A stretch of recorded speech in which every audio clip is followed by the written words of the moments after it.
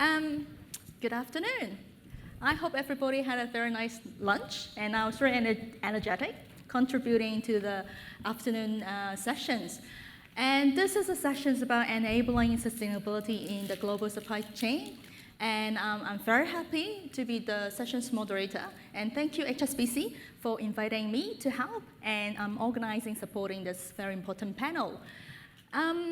Just to say a few words before the session actually starts, I think the fashion industry is one of the most influential change agents in the sustainability transitions. When I was preparing myself for the sessions, I revisited all the 17 sustainability goals, the UN SDGs. And it's very obvious that the fashion industry actually touched upon almost all of the 17 goals. It is one of the largest employers in the world, especially of women. It is one of the top users of our natural resources. And of course, in some cases, some of them are also polluters in the communities that they operate. The whole industry currently emitting almost 6% of the world's carbon emission.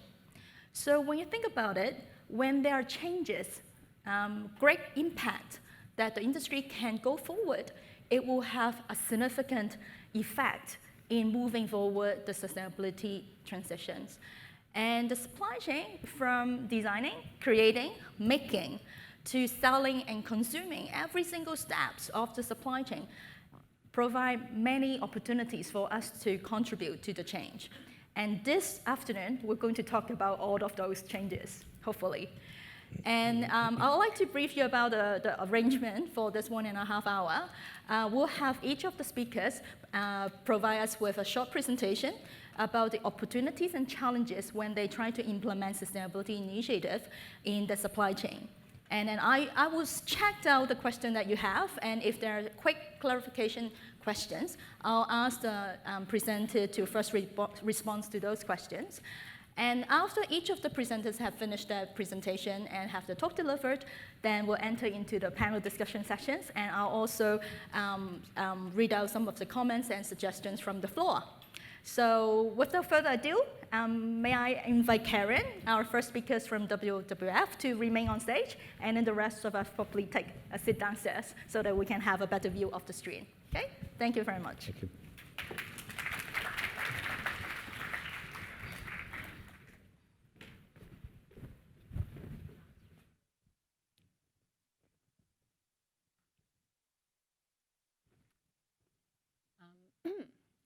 Good afternoon.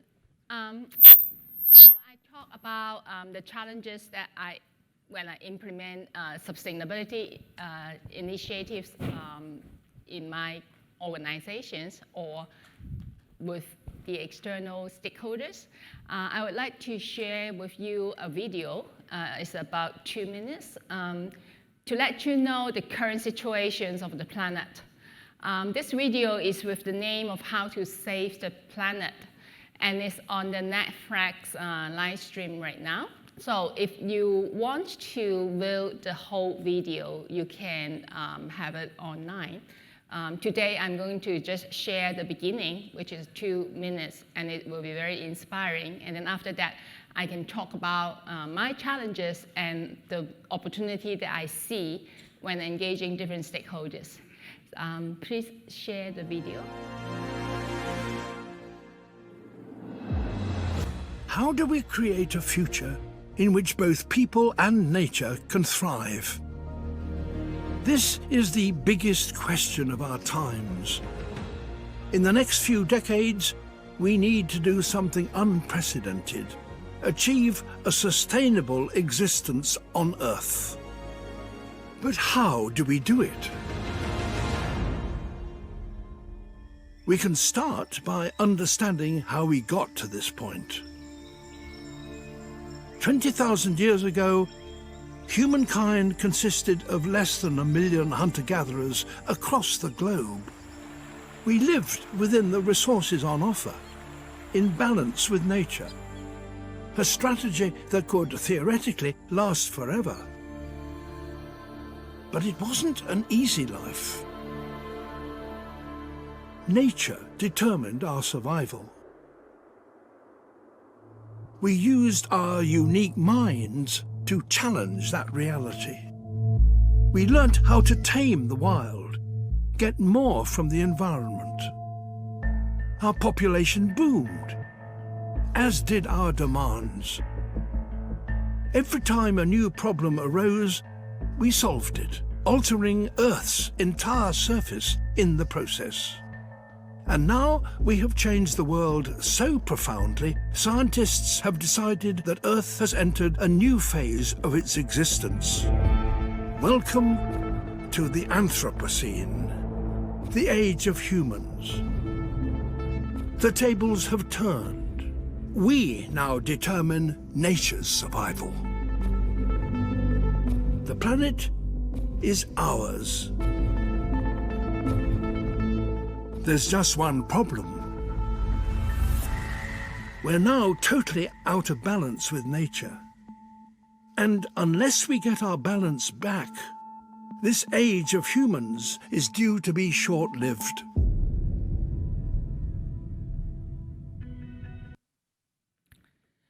So I'm from WWF. We are conservation organizations. We care a lot about planet, but we also care about the businesses. We always say that if there is not a healthy planet, there will not be any healthy businesses.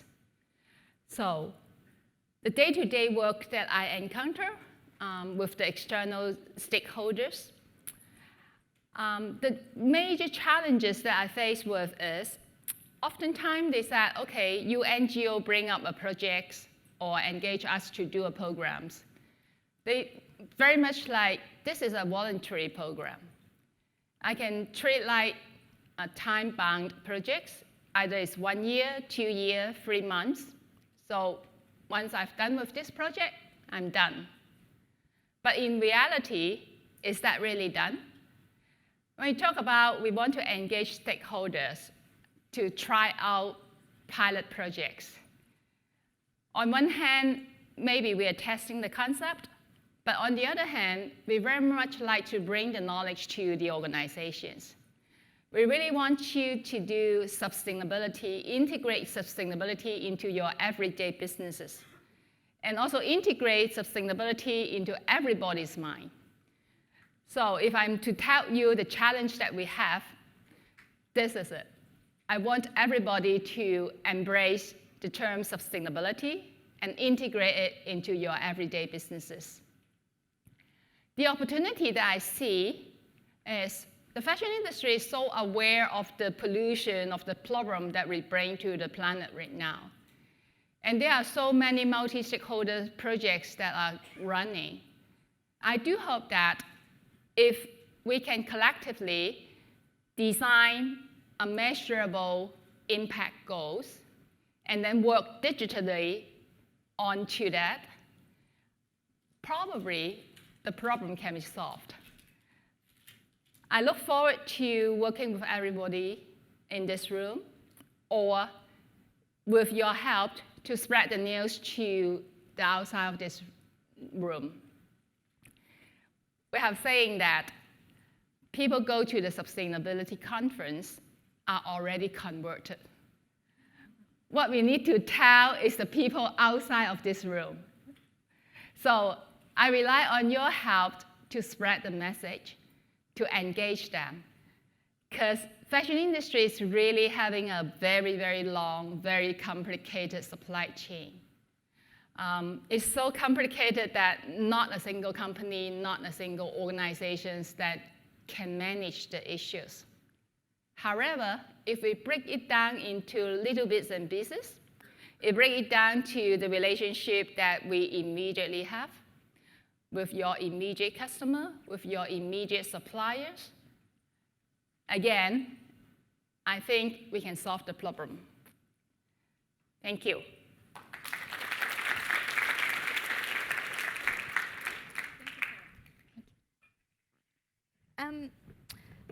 Can we please have the QR code also shown on the screen so that the participant can actually scan it? And okay. So far, we have not received any questions from the floor. Are there any questions that you would like to ask just on the message that Karen just talked about? You can certainly save those questions when we have our discussion sessions. And can we also have our next speakers, Shevanthi, to come to the stage and present her talk? Thank you.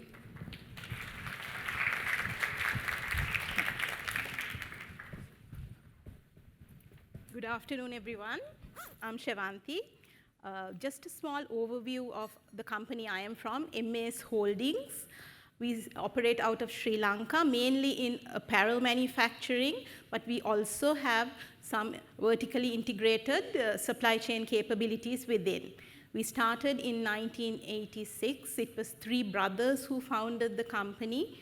And today, as we have gone global, we still remain a private, family-owned company. It is the philosophy of our co-founders that have helped us to go in our sustainability journey. When it comes to social sustainability, our journey started as we started the company, because we went into areas which had poor resources and we had to help step in for education and health infrastructure. Our environmental journey started in 2007 when our customer Marks & Spencer invited us to partner with them to make the world's first eco-manufacturing facility, which is a LEED Platinum, newly built facility called MAS Intimates, Thuruli. In 2016, we launched a sustainability strategy. It's a 2-pronged approach where we look at low-impact facilities, resource reduction, sustainable apparel and product, and obviously in the space of people, lives made better, we look at our employees and the community with very, very ambitious goals towards 2025. For us in the textile and apparel sector, can I just see how many people from the textile and apparel sector here? Okay. So issues that we have, we spoke about some of that in the morning today as well. Energy. How do we go towards renewable energy? So for us, we have looked at solar installations on our rooftops. MAS has one of the world's largest multi-site rooftop solar installations. We are also looking at biomass boilers, which uses our own waste, our own ETP sludge, as well as firewood, which is sustainably sourced from invasives mainly. In the morning, we spoke about ZDHC. MAS was the first manufacturer to be a value chain affiliate of ZDHC. We are part of the only manufacturer currently in their working group as well. While we go on our ZDHC roadmap, something unique that we started this year is how we can onboard our own suppliers and subcontractors into this. And we have done self-assessments for them through the HIG-FEM chemical area. Water, reducing our water usage by 75% is another target we are looking for towards 2025. Very ambitious, very difficult to do, but in our fabric mills, we have had some success. In the cut and sew area, it is more about behavioral changes. It is about various taps, different kind of technology that we need to bring in. But we also have a totally water neutral facility called Linear Aqua. Again, raw material waste is a huge challenge for us in the industry. We are working with a partner to provide a fully circular solution to our customers so that the raw material waste will be brought back as fabric into the production of their products again. Moving on to waste. So we have different kind of wastes. One of the more hazardous ones is the effluent that comes from wet processing. What we have done is we have taken this, which is used as energy in our boilers. There's a resultant powder-like substance, which we make into eco bricks. So we use a process to make paving bricks. In the last 18 months, we've made about 300,000 bricks. And now, it's not only our waste, we've formed a sludge coalition, as it's called, with a group of 3 other large apparel groups in Sri Lanka, where we'll be doing this process of turning this effluent into eco bricks. For Sri Lanka, a beautiful island, we talk about our pristine beaches, but ocean plastic is a huge problem. So we have an initiative where we partner with the Sri Lanka Navy to collect PET bottles from around our beaches. We work with a company called EcoSpindle, who actually washes, pelletizes, and extrudes the PET bottles into yarn, which is then knitted at our own facilities and turned into recycled polyester. So MAS has 250 acres of built space. And we have this really ambitious target that by 2025, we will be able to restore biodiversity or do reforestation for 100 times the 250. This doesn't really sit anywhere in our low impact facility scheme. But when you look at the issues happening in Amazon, I think for us to have taken this, we have used the planet as a stakeholder, and this kind of project is also important while we go down the low impact facility resource reduction route. We have a program which is on education on sustainable development, which is one of the few private-public partnerships that have been allowed with the Ministry of Education in Sri Lanka. One thing that we need to kind of look at when we go down the sustainable supply chain is where we are as an organization. Are we a mill? Are we a manufacturer? Are we a brand? And who's enabling who? Because our negotiation power upstream comes from where we are. Sometimes there is a lack of connectivity between the corporate sustainability goals and the reality of the sourcing people. There is also business models. We have traditional business models which may not be geared towards the kind of sustainability changes that we are looking at. So looking at some of the challenges very quickly, and we will talk about it more during the panel session itself. For us, there are very niche players who have come in who are offering hyper-relevant eco-product. And it makes it difficult for the brands that we work with, which are larger brands, which have price-sensitive products. We need to see this term, what is sustainable product, to try and give that at the same cost. Trends are catching up, but it is important when there's a product out there that is claiming to be sustainable, who's really verifying that product? How are they claiming this? What are the disclosures? Certifications and verifications. They spoke about it in the morning panel as well. We spent a lot of time filling out forms, gathering data. This is critical, but my team spends a lot of time doing data management where they could actually be doing sustainability work. So in a space like this, can we consolidate the different requirements that come from various bodies? And when it comes to regulations in country level, sector level, are they keeping the same pace as us as a company that we want to go this journey on? And again, about the business model, have we truly integrated sustainability into our corporate strategy? Can we bring in third parties like funders into the brand's vendor-supplier relationship? Very quickly, For us, opportunities are, like I said, we have our own integrated supply chain. We have been able to experiment and fine-tune some of these initiatives that we do. If you remember, I spoke about the recycled polyester. We do this in a very low-impact, local supply chain from collection to product. It's around a 35-kilometer radius, and this can be offered as part of a sustainability story.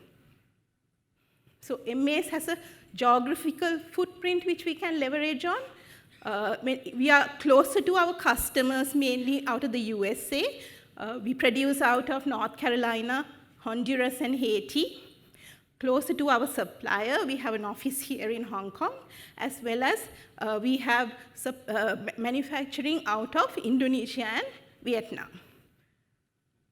Finally, collaborations. MAS is part of the Sustainable Apparel Coalition. I am part of a working committee of the SAC on transparency and the ZDHC. And how can we leverage the various relationships that we have across to look at this whole sustainability story as the fashion industry? What we are doing currently is not enough, because really the problem is a code red today. Thank you. Okay. Any questions, quick ones? No? Okay, can we have Dr. Joyce Tsoi from VF Corporation be our next speakers? Thanks. Okay, good afternoon, everyone. It's lovely to see all the friends here and all the new friends here. I hope that you had a nice lunch today. How was lunch? Good. Okay, so I'm not going to ask you, I'm not going to tell you the whole story. I'm going to ask you one question. Who knows about VF? Wow, amazing. When I asked my mom, who is VF, she's like, which country is it from? What is it producing for? So you guys are amazing. Most of you know VF, so I can skip the introduction. So we are a 13 billion company, right? And I know that a lot of our suppliers are here as well. Thank you for that, supporting the sustainability in this world. So we are a 13 billion company. We are one of the largest footwear and apparel company. We are listed in the New York Stock Exchange. So we are a US company. And my work in VF has a huge purpose. Every day I come to work, I come with a purpose. I'm sure you have as well. You have your own purpose. Your work purpose, your personal purpose, and your family purpose, right? Everyone has their own purpose. Okay. So today I'm going to tell you a little bit about my purpose working for VF. Pretty amazing. I know that I have a power to drive change, big change, for 130 countries across the world where we source our products. We have a lot of brands. So some of you probably are the consumer, Vans, the North Face, Timberland, Eco Greek, Mapapiri, Eco Greek, and then JanSport, right? So a lot of these brands we are working for. Coming to work with a purpose makes me really happy. I enjoy what I do for VF. So we have a purpose. We power the movement for sustainable and active lifestyle for the betterment of people and planet. So actually my work is related, a lot of it is related to planet. So I want to tell you a little bit, show you a little 1-minute video to show you how we do it.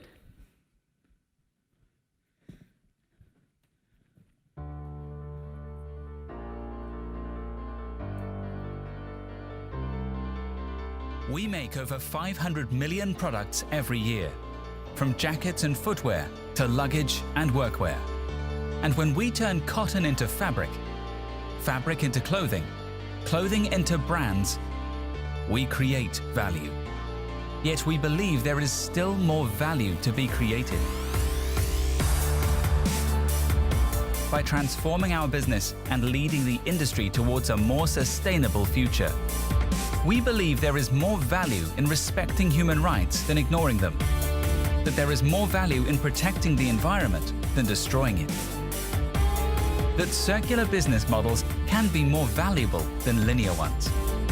This desire for change has inspired our new strategy.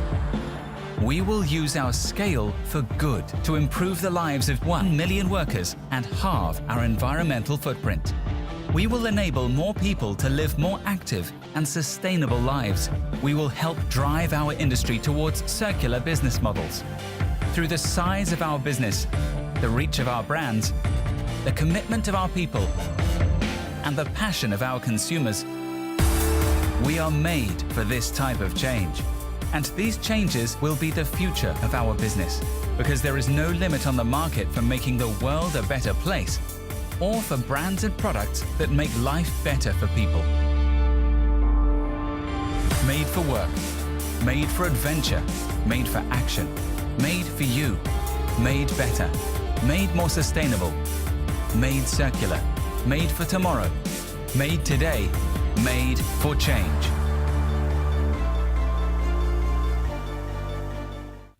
Okay, I hope you enjoyed the video. So VF has gone through a lot of change. I'm sure you have heard of we spin off the jeanswear company just in May this year. And we remain focused on the outdoor workwear and lifestyle products. So this is what I have in terms of challenge every day. So I'm sure a lot of speakers who has said about integrated sustainability into part of the business. So we are starting to do it right now. I would say we are, because of the purpose-led, performance-driven, value-added, this is our purpose of the company. We are starting to do this. Just to give you a recent, very new example that we announced last Friday. We announced that we will not, because of the Amazon fire, we will not source any Brazilian leather from Brazil anymore from last Friday.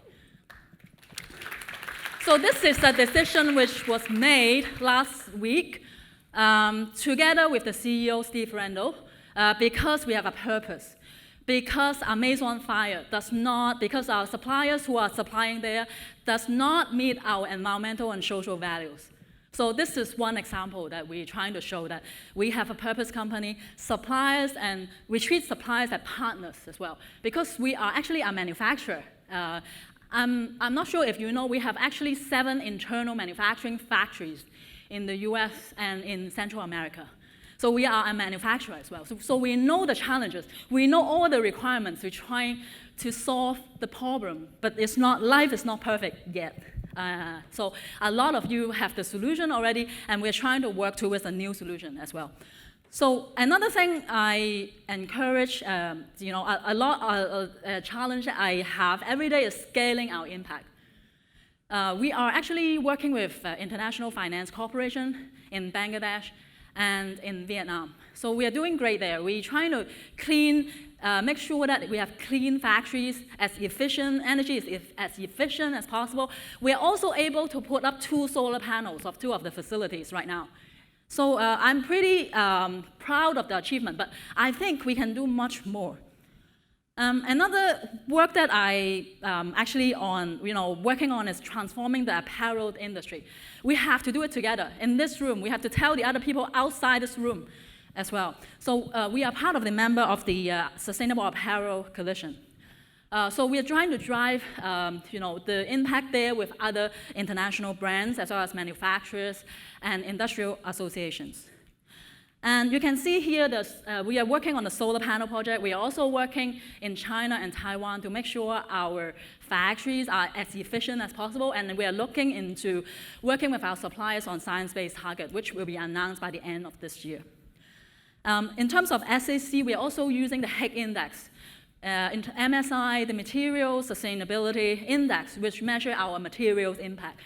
And in terms of our factories and our mills and our trim suppliers, we're using the HK index to measure the environmental performance every single year.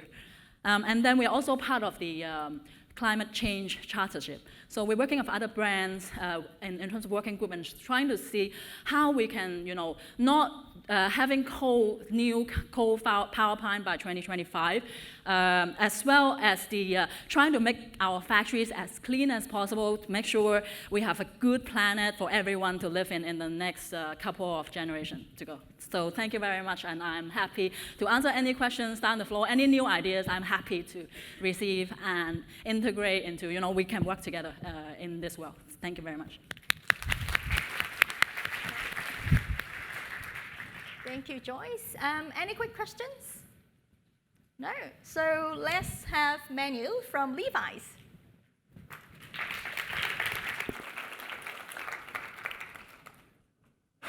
Hello, everyone. I'm going to bring a slightly different approach to the conversation today. But before that, let me introduce Levi Strauss & Company. Probably you know it already. But we started in the 1870s, and we just invented the blue jeans. Today, we have our footprint is around 110 countries around the world. And we have 4 brands. Levi's, that probably you can see. I mean, I'm just top to toe. Levi's, which is my daily dress. I mean, I'm dressing this way every day. I'm not doing this because of this. Dockers, Levi Strauss Signature, and Denizen. So this is who we are. But when we look into enablers, and that's a very important word for us, because an enabler for us are the people, the processes, and the systems that helps the ones to implement, the implementers. How you focus, you help them to focus more on implementing and getting that value. In order to enable someone, you need a very strong ownership and integration into the company, or in our case, in our corporation. So that's why we've been building up and trying to work quite a lot on this area. Today, I will bring for you 5 enablers. Can be opportunities and challenges. I mean, it's not perfect. This is a journey. But I think that could be helpful for later on for the panel discussion. The first one is the culture of the company. For us, how we make it is as important as what we make. And that's a very important point. In a 160 years old company, I mean, you get this culture, you get that heritage that started many, many years ago. And basically, what we get in our philosophy, that is profit through principles, brings business and sustainability all together. So we don't separate one from each other. And of course, there will be moments of tension where you need to take certain decisions that goes in one side or another. But both of them comes together, that integration. And that's one of the opportunities, but as well one of the challenges and the enablers. Because if you create that environment, all those different business functions that goes from design to supply chain to marketing are able to push in the same direction. There is a second one. We are talking about moving from linear to circular economy.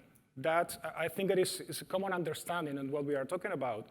But if you look into enabling the supply chain is connected with other parts of the business. Your design, and you need to take a very holistic approach and vision. Your design is going to influence or impact your supply chain for good or for bad. But also, at the end of life, or how you can bring a longer life to your product. That's another important part of it. Just an example, we have tailor shops in several cities around the world. Here in Hong Kong, you can go into Canton Road, Silver Court. You have a tailor shop. You can repair your jeans. You can customize. In fact, this jacket is customized already. But I think it is very important as an enabler to have a full picture of your corporation and your processes. Next one, third one. And I think that we've shared this slide for many, many years, but I think it still remains so critical. One enabler, and big one, is in 2007, we performed our first life cycle assessment. And what we realized is that our program was mostly focused on what we can control, supply chain, versus what we can influence, cotton and consumer use. But the bigger impacts and footprint are in those two extremes. At that point of time, we have to change our priorities, resources, and strategies to really address our footprint as a corporation from end to end.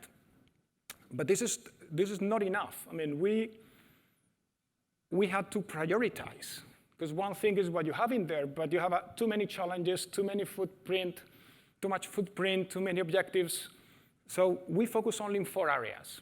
And that's one of the opportunities as well as the challenges, because the more you focus, the more impact you can have. The 4 are water, and I'm sure it's not a surprise for any of you. Water, chemicals, climate, and people. That's pretty straightforward, but behind that you have your strategies, your processes, your systems, your goals. Today, 2/3 of our product is Better Cotton Initiative. 2/3 of our product use waterless techniques, and the product is labeled. 2/3 of our product is produced in factories when we have workers' well-being programs that they can benefit out of it. So there is quite a lot behind all of this. A 4th one, and we will talk today a lot about collaboration and partnerships.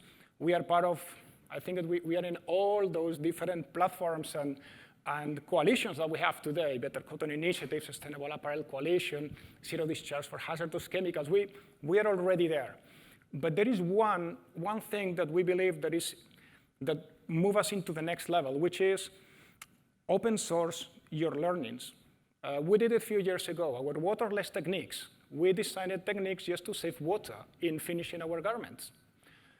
What we did is just to really go to the market, talk to our peers and our colleagues, and give them that knowledge. There is you can enable your supply chain, but you can help the industry to enable their supply chains. That's something that we believe that the brands should do more as well, and others. How you can share that knowledge and give it to the industry. And the last, but not the least, which is a 5th one, and 5th one, innovation and efficiency. And it's a video that you will see right now. This is a very good story, because it's very difficult in 5 minutes to bring examples of things. I mean, how I can bring an example. 2 years ago, we have a constraint, and out of a constraint, we needed to reduce the amount of chemicals in our formulations. A lot. And we wanted to improve working conditions in the finishing or laundries, which is basically the way that you finish the jeans. At that point of time, when we went through the process, we ended up in a new, digital and agile model for the business. It's a new operating model for us in the way that we finish garments. So that's what this video is about, is when a sustainability constraint drives business, and at the end, both of them are integrated. So I'm going to share this 2 minutes video. I'm saying bye until the video is over, so the next speaker will come after me.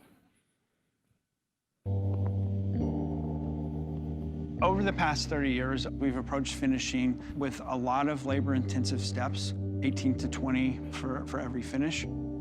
We've created this new process that relies on laser technology that reduces that to 3. This is something that we're scaling across our entire denim supply chain. This is going to be our new operating model. We are all in. The original tenet of this whole approach was to maintain our authenticity.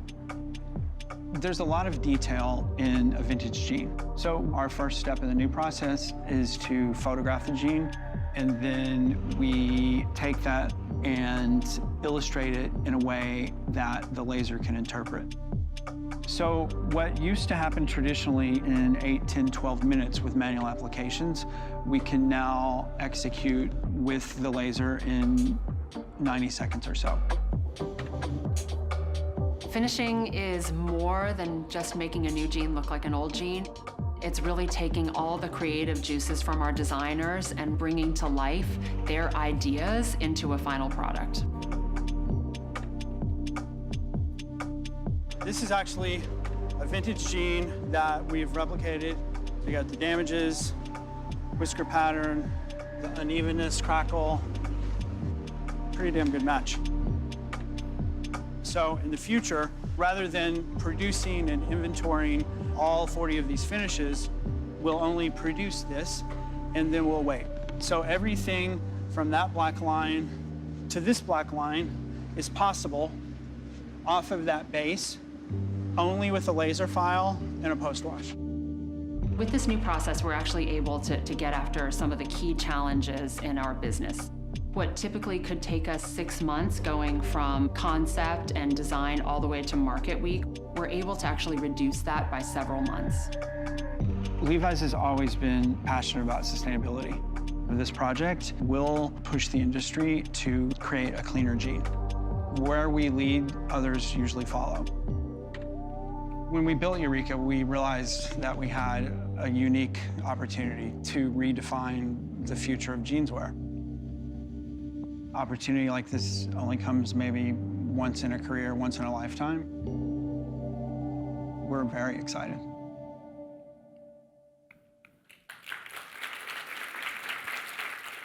Thank you. It's amazing. Any questions for Manuel? Quick ones? Otherwise, we can wait. Thank you. May I please invite AJ to be our next speakers?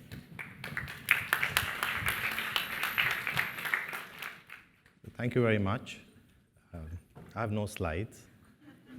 I wish I worked for Levi's. I wouldn't be wearing a suit. And we play a small role in enabling sustainability, and we really are the financiers. So the industry has to do a lot. We do a small part of this, so thank you for inviting us also. We see trade as a force for good. We are the largest trade bank in the world. Your industry is one of the largest industries that we work with. And we think sustainable financing is beneficial for environment and society. And therefore, we want to play our role in terms of making sure that financing, first of all, is available in a sustainable manner to everyone, but also sustainable financing also can drive change and change in behavior in terms of how the industry develops. When we talk to our customers and we do an annual survey, 80% of customers want to do sustainable financing. They think it's important. It's one of the top 3 objectives. And they see they're genuine in their commitment. 83% of them say they're genuine in their commitment in doing sustainable financing and really embracing sustainable techniques. McKinsey talks about, and there are lots of studies, it's not the companies or the brands that may create, but it's your supply chains that create probably 80% of the greenhouse emissions, 90% of impact on land, water, and all the resources. And therefore, how do we all work together to move it in the right direction? Earlier in the year, I was in Paris, and I had a time off. I went to the Pompidou Center. There's a art exhibit, it's called Ben's Shop. And it was a shop in Nice, which was, anybody could come and put whatever they wanted in the name of art. And it was moved to the Pompidou Center. And there's a board out there which asks the question, what is art? And you can just replace art with sustainability. So the questions were, what is art? Who decides what art is? Why art? What is the purpose of art? Is art indispensable? What is art for? And what are the limits of art? And when you replace art with sustainability, we can have a good panel discussion. So that's all I thought I'll talk about. And thank you very much. Please remain on stage. Can we have all the speakers come back to the stage, please? Okay, we have our QR codes on the screen, so make sure you scan it and send to us your questions.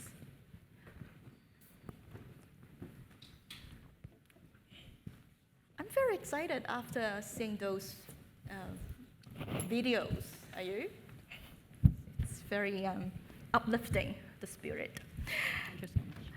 And maybe I have the honor of asking the speakers the first couple of questions. One key word that I heard from everybody is the word collaboration. In terms of enabling sustainability, from the presentations and from your speech, I understand that everybody's now going beyond what you can do, but what you can help each other in achieving a more advanced level of sustainability.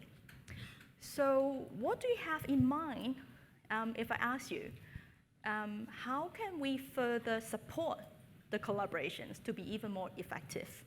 What would you think are the role of, for example, consumers?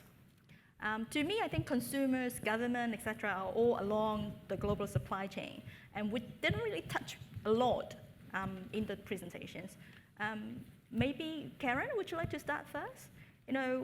How is the role of, for example, the force, the power of consumers in enhancing the collaborations among stakeholders along the supply chain?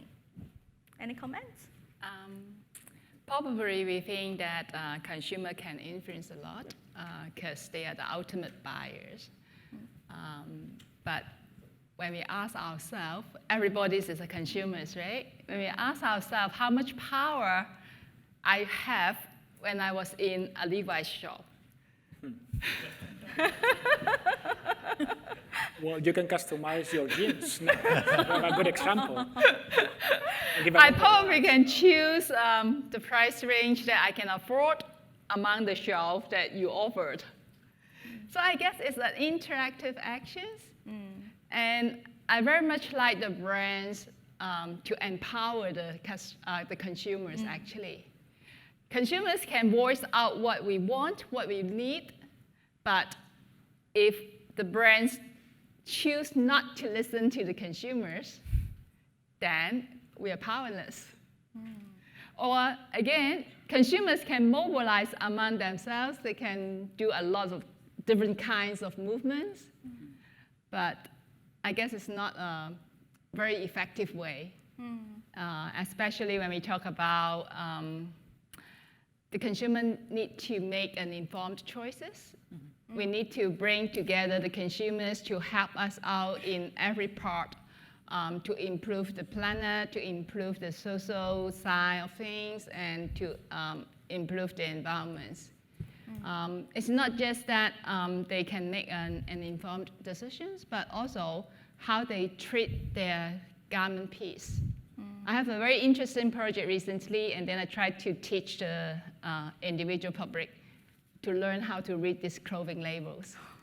Because we have a firm belief that if we take care of our clothing, then we can dress longer with that pieces of clothing, and then we need not to buy too often. So my 2 cents. Interesting that Karen mentioned about certification.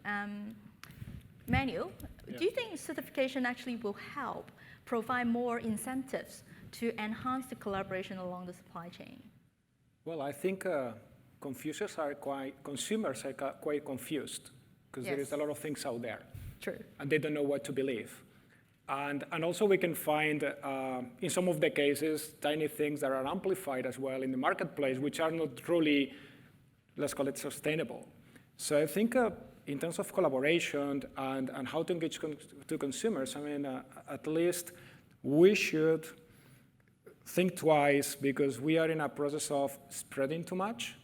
Everybody's trying to do the good thing, which is good, but at the same time, we're missing traction. We cannot really action certain things that with a few initiatives or with a closer collaboration, we will be able to do.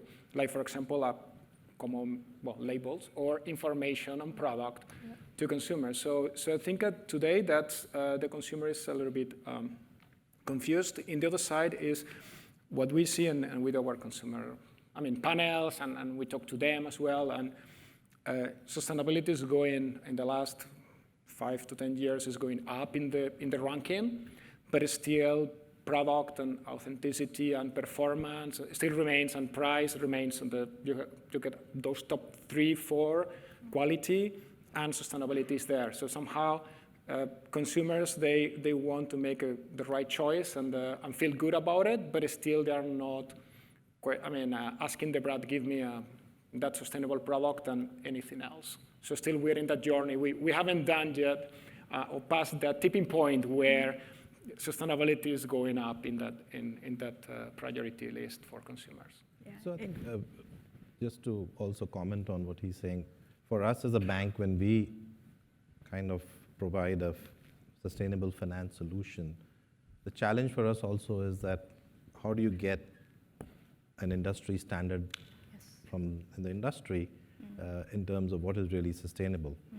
And right now, I think that's where the confusion is, because you do run the risk, not just us financiers, but also the companies, of being accused of just paying lip service to sustainability without really actually doing sustainability. So I don't know if there are comments from the industry in terms of how do we really get a credible source of truth, in a sense, a single source of truth. Yeah, I think that's a very interesting point, because for example, VF, they have quite a number of brands under their umbrella, and I would assume you also have different standards according to different brands, because they have their own history and characteristics and so on. So do you also have a more sort of standard kind of arrangement? Yes. Okay, let me tell you a little bit. So how VF work is we own 30 brands, right, across the world. So we manage it under same standard in terms of sourcing requirement. So we have, although different products might have different performance requirements, right? So we manage same in terms of materials, right? Cotton, we are using better cotton and sustainable cottons. And in terms of down, we are using the certification, responsible down standard. In terms of leather, we are encouraging our suppliers. Actually, a large part of our supply chain is actually LWG certified leather. So we are using a lot. I would say we are doing I think we need to do the right things before we have a transparency standard. I know that SAC is working on the transparency piece, how to communicate to the consumer, for example, from our results of our tool, MSI and facility tool and brand tool. So SAC is working on how to communicate clearly to the consumer. But before we have a perfect solution yet, VF needs to be making the right decisions. Right, making the right decision, looking into credible standards, as well as doing the right things for the company. Shevanthi, do you have anything to add? You also look after a lot of brands, and also you have your own factories. Yes. So I think in terms of collaboration, like the rest of the panelists also said, SAC is a platform where all of this can be brought together, and we see brands, manufacturers, as well as civil society organizations all working together in platforms like that. You also mentioned about governments and regulations. Like I mentioned, one of the challenges that we might also have is, are governments ready to take this journey at the pace that the industry is demanding them to? Say for instance, it might be futile for us to go a renewable route when still there is coal power generation by the state, which is what we get from the grid. So our numbers are still going to be based on those factors. So there are a lot of stakeholders here, and I think it's high time that everybody come on to one platform and go forward together. Okay, thank you. We have a very popular question that the audience would like to ask. For MAS, VF, and Levi's, how do you train your people on sustainability? I think quite a number of slides also mention about the importance of people, both people in the community and people working for the company or the brands. So may I have maybe invite Levi's, Manuel from Levi's to how do we train our people on sustainability? On sustainability. Okay. Well, there is quite a lot of things that we are doing. I mean, nothing that probably is completely new for all of you, but I think that there are two things that you can do. One is the formal training, and probably every single corporate has something like this, which is in your induction plans, your formal trainings. However, for us, what is more important is to learn on the job. So if tomorrow you're in the logistics department, or you're in the supply chain department, or the sourcing department, you need to learn about our Terms of Engagement program, which is the compliance program. If you are if you're a fabric engineer, you need to learn about Better Cotton Initiative. If you are, so basically, there is a general foundation on this training, but there are quite a specific, not trainings, but education pieces that are linked to the job. So this is what you need to learn in order to do your job on top of many other things. That's what I mentioned before in terms of integration. That's one. But this is not only for our people. We have our supply chain, for example. We need to work with our suppliers, and we need to try to transfer all that knowledge.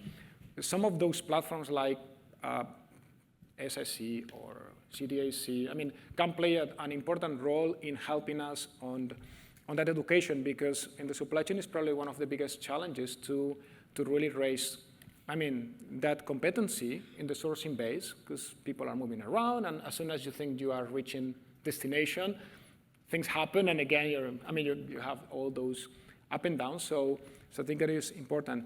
There is one last point, and we touch on governments.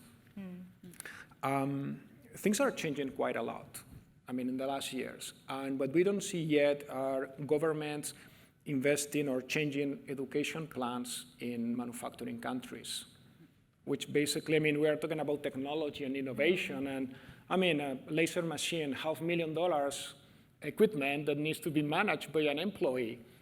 You need to get all that people trained in different ways, not just that you join a company, go into the sample room, and after 3 weeks, you're a sewing operator, off we go.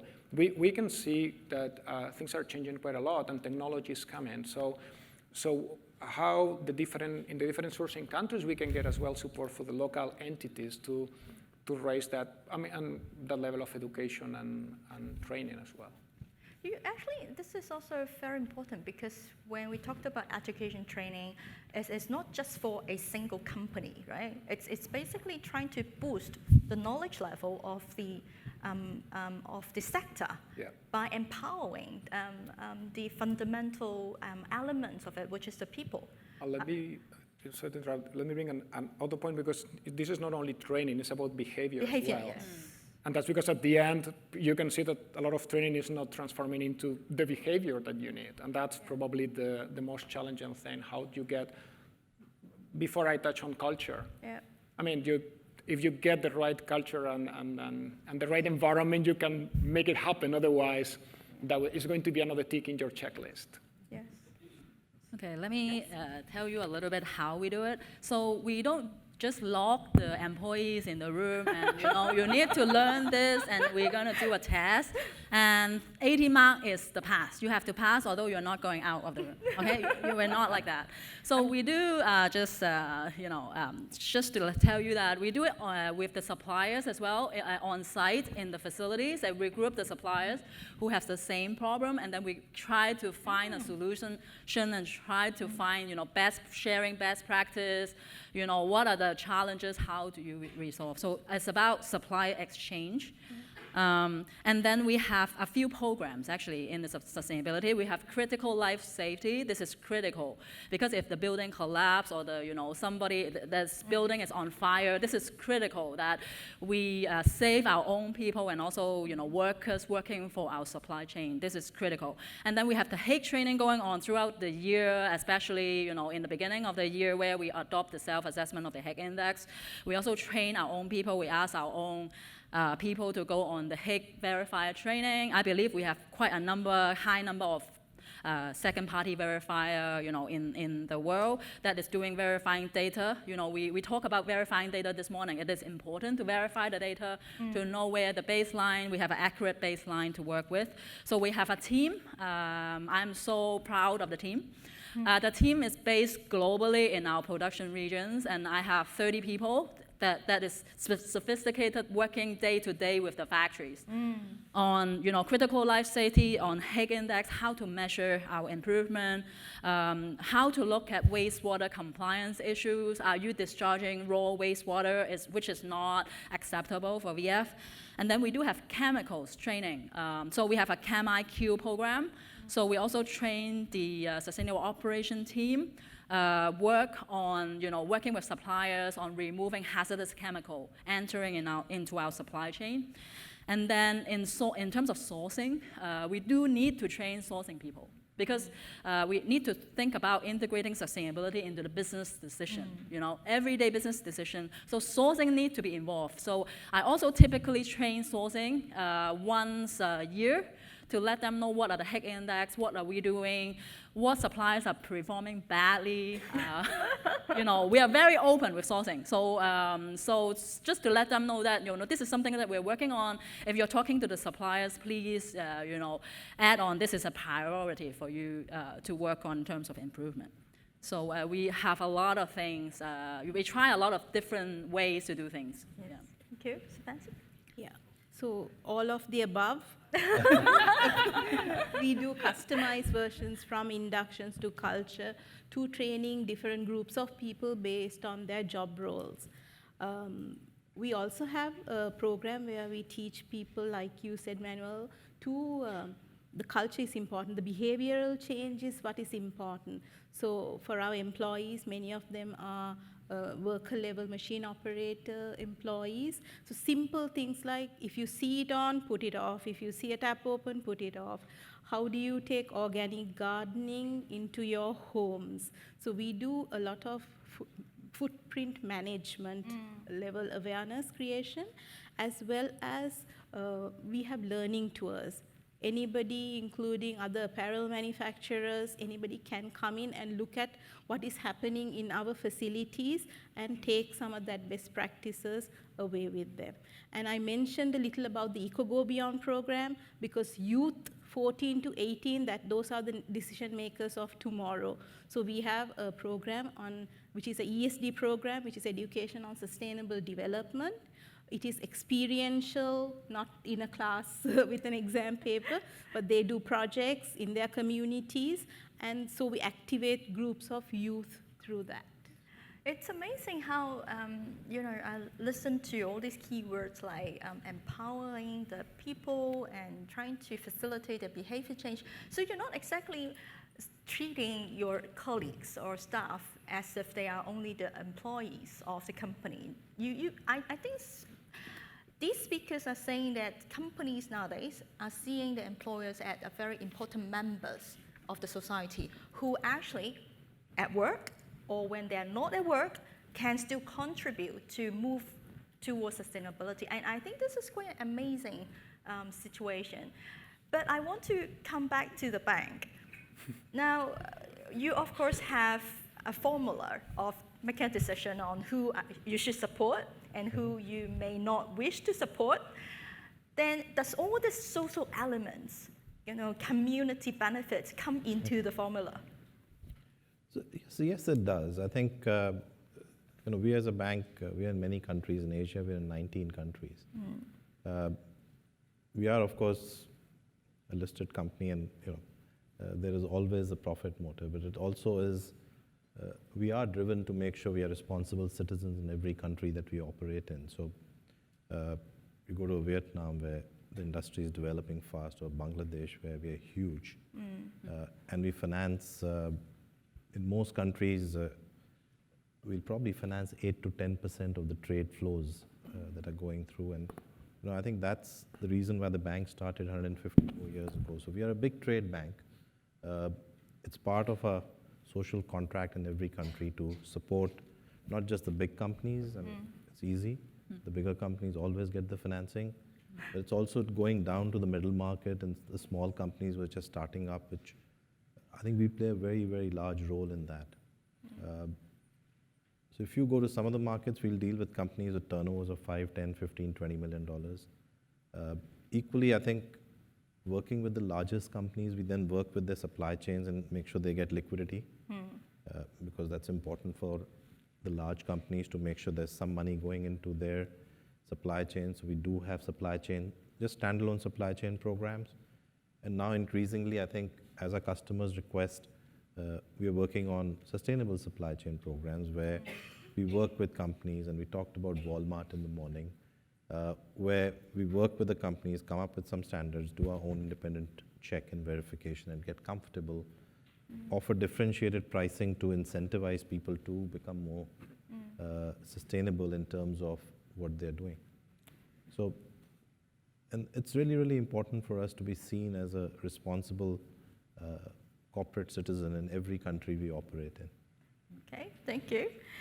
Okay, let's have a look at the questions from the floor. I think this is also a very interesting set of questions. It's pretty long, but I think we can start off with the last questions from this. So the last part of the session goes like, what kinds of support you wish to receive from brand customers? So can we have the question up? This is a long question. I think it's for MAS Holdings. For MAS Holdings, what are the main difficulties you face when implementing those sustainability initiatives? Do those initiatives affect your return on capital performance, both positive and negative side? What kinds of the support you wish to receive from your brand customers? So, Shevanthi? So in terms of implementing the sustainability initiatives, we talked about some of the challenges that we had in the presentation itself, but I think that where we are in the supply chain, we have a vertically integrated capability, supply chain capability, but we are a vendor. And sometimes the negotiating power that we have with the suppliers, the textile mills, and so on, that is where we would like the support of our brands in. And now we are really working together with the brands to reach out to the textile manufacturers and so on. So because we are where we are in the stream, that is definitely continues to be a challenge, because we can be sustainable, but if what we are getting, the product that we are getting, the material, the fabric, because in Sri Lanka we rely a lot on fabric that is coming from outside as well. So that is an area where there are challenges for us to negotiate with suppliers as a company operating in Sri Lanka.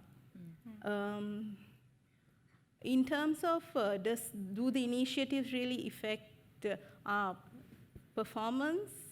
In terms of most of these investments we have done as a company, and now we are reaching out to HSBC also, but we are differentiating ourselves as a company. Sri Lanka as a country differentiates itself on a sustainable and ethical platform, because we cannot compete with the big players on mass production. We look at technically complex product, and we look at ethical and sustainable. So given that, as an organization, and like I said, we are a private organization, family owned, still founders feel that it's a family of 99,000 people reaching out, and we need to safeguard the legacy they want to leave behind for the longevity of the company as well. And what we get, the support that we get from brands, so it is a collaborative effort. The brands that we work with, in terms of education, in terms of support, in terms of partnering, we do get great support from them. Excellent. There's also a questions for Manuel and Joyce. How do you transform your supply chain to drive the sustainability initiative? This is a PhD dissertation topic. And you have how we transform the supply chain. I mean, as I said before, it's just a journey.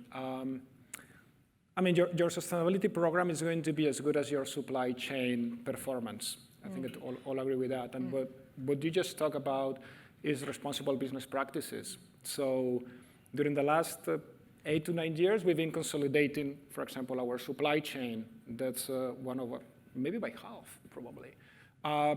Less vendors, more focus, more volume, partnerships. So basically, moving from a dating approach to being married.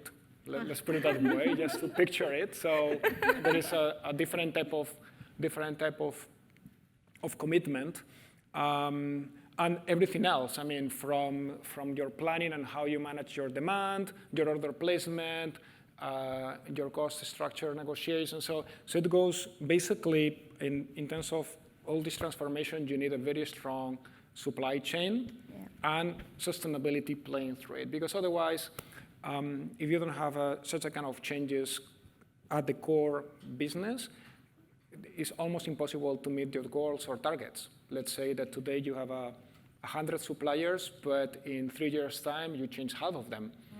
You're building up again all those programs, training, education. So I think that you need those type of core supply chain decisions, and sustainability is one of the enablers that we discuss in terms of efficiency, innovation, responsible business practices to ensure that we mitigate those impacts in our vendors. No perfect, because I mean, there is quite a lot, but there is not a simple answer, but for us is supply chain, purely supply chain practices centric. Okay. I really like the sort of dating marriage. So what about we have, pregnancy stage? So as you know, we're quite complex. So we have 30 brands. There's a lot of different enabler, I would say. So I work very closely with sourcing to identify who are the key strategic partners that we are working with. So it's important that you identify the key strategic because you might have a long supply chain, and it's difficult to decide, which suppliers to work with. So working very closely with sourcing. Another tips would be related to the purpose. So because everybody, 70,000 employees in VF have to integrate the purpose. So what you're doing, in terms of whether you are sourcing, you are QA, quality assurance, whether you are compliance team, you have to integrate purpose into your everyday business decision. So with the purpose, then everyone, it doesn't matter if you are a vice president or you are a director, managers, or an administrator, you have in some way to integrate purpose in your work. So this is how we motivate our employees. Working with a company like VF, we have we are purpose-led and performance-driven. So we have to set our goals and strategy from the top level. It doesn't mean that the suppliers at the bottom is going to be the same strategy, right? Once you set your direction, then you set your regional strategy and plan on how what types of things that are focus area, how can you work to meet the goals. So it's important that you have a company strategy and plan so that the suppliers have a long-term plan, a roadmap to drive sustainability in the factories. May I also ask everybody if there's just one thing that you think is almost ready, for the company, for the society, or even for the government to support. It's not there yet, but very soon you probably would like to see it coming, that you can do better in facilitating the sustainability transitions in the supply chain. What would that one thing be in your mind? Or maybe we can start with Karen. What is this one thing that you hope, as a lobbying or green groups, would like to see it happening very soon within these companies? Blockchain technology. Very interesting. Yes. Can you elaborate, please? Sure. Last year in this Fashion Summit, I do a concept note presentations on the blockchain, and then there's a lot of opportunity for the suppliers or brands or every players across the supply chains to really lock their data onto it. And then I can see that if it's implemented properly, it will be a very, very good platform for people to share the information efficiently and effectively. If I may add, I think I wasn't going to say that, but I really agree. We are also experimenting with blockchain technology, and that's more for financing. But as we look across, all the buyer-supplier ecosystems, and if you have to really enable sustainable financing or any financing, a certification which is from an independent body adds a lot of credibility. We know that somebody else has also looked at a particular supplier and they meet a certain global standard.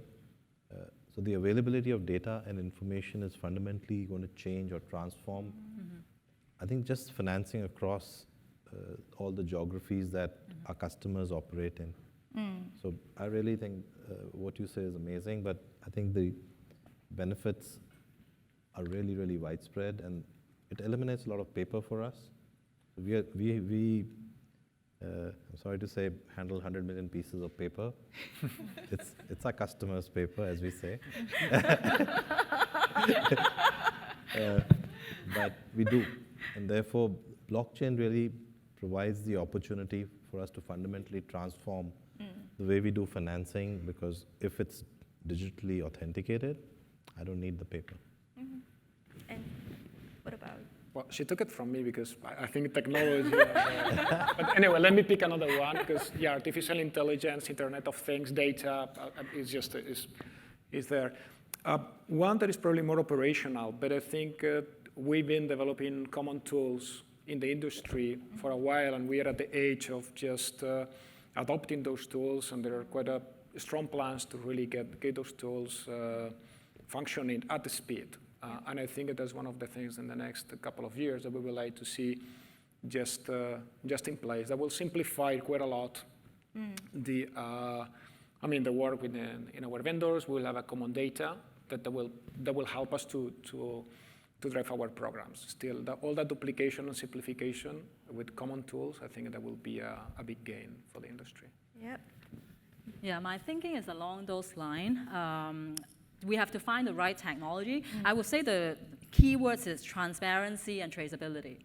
So without traceability, and then we are not able to know where the risks are. Which factories, for example, for the Amazon fire case, we don't know if we have no traceability program, we don't know where, which suppliers are sourcing Brazilian leather. So I really think transparency and traceability is key to enable other, for example, compliance in human rights or compliance in wastewater. That with knowing that which areas are in hotspot, we know where, what to act and where to act.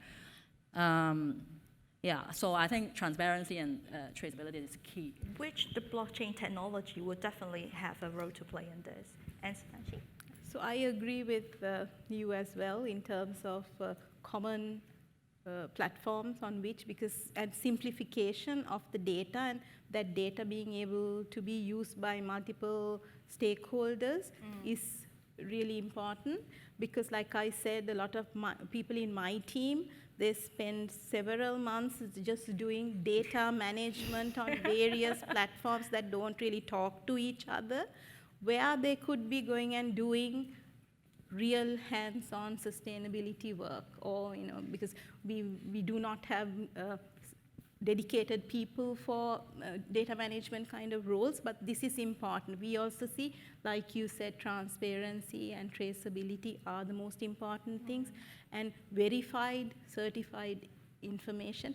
That requires a lot of back-end work from manufacturers and suppliers, but how can we make it one platform and not multiple platforms?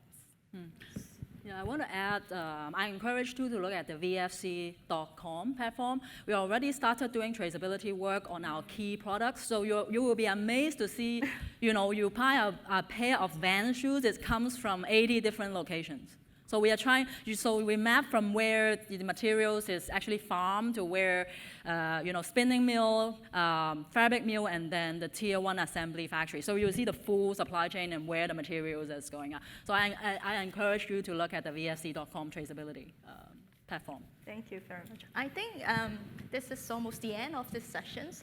I'm very happy that we mentioned collaborations and how each stakeholders along the supply chain are now actively helping actually each other, not just themselves. And it's very also good to see some kind of consensus and way forward in terms of technology, how technology like blockchain can help with transparency, can help with sharing of information, data, etc.